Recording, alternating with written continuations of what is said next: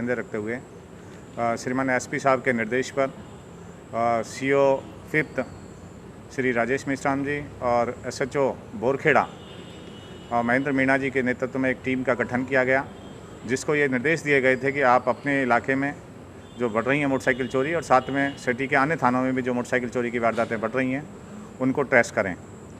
इन्होंने इसी क्रम में कल दिनांक 5/9/2020 को राजनगर तिराहे के पास एक जाती हुई मोटरसाइकिल को रोका, जिसमें 3 व्यक्ति मौजूद थे।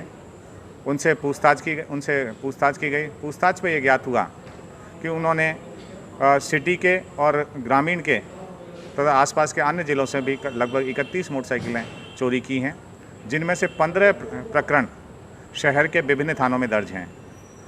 इन 15 प्रकरण तो दर्ज हैं और 16 मोटरसाइकिलों को, चूँकि 15 प्रकरण दर्ज हैं तो उनको उन प्रकरणों के हिसाब से लिया जाएगा और 16 मोटरसाइकिलें और जो बरामद हुई हैं इनको 102 CRPC में जब्त किया गया है।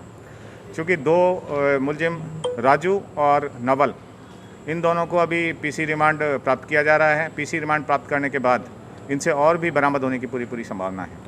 उनके बारे में अभी चूँकि कल इनकी गिरफ्तारी हुई है और मोटरसाइकिलों की बरामदगी हुई है, तो उनके संबंध में इंजन चेसिस नंबर के माध्यम से ज्ञात करने का प्रयास किया जा रहा है कि वो कहाँ से चोरी हुई हैं और किस तरह पूछताछ हुई है, जानकारी प्राप्त हुई है। उसमें ये 3 लोग ही शामिल थे और विस्तृत पूछताछ चूँकि अब की जाएगी।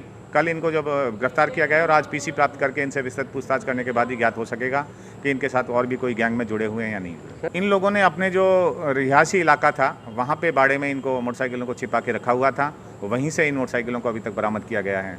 इनकी कीमत करीब 10 लाख रुपये अनुमानित कीमत है, जो कोटा शहर पुलिस की एक अच्छी उपलब्धि है इस वर्ष में, जो भारी मात्रा में बरामदगी की दृष्टि से।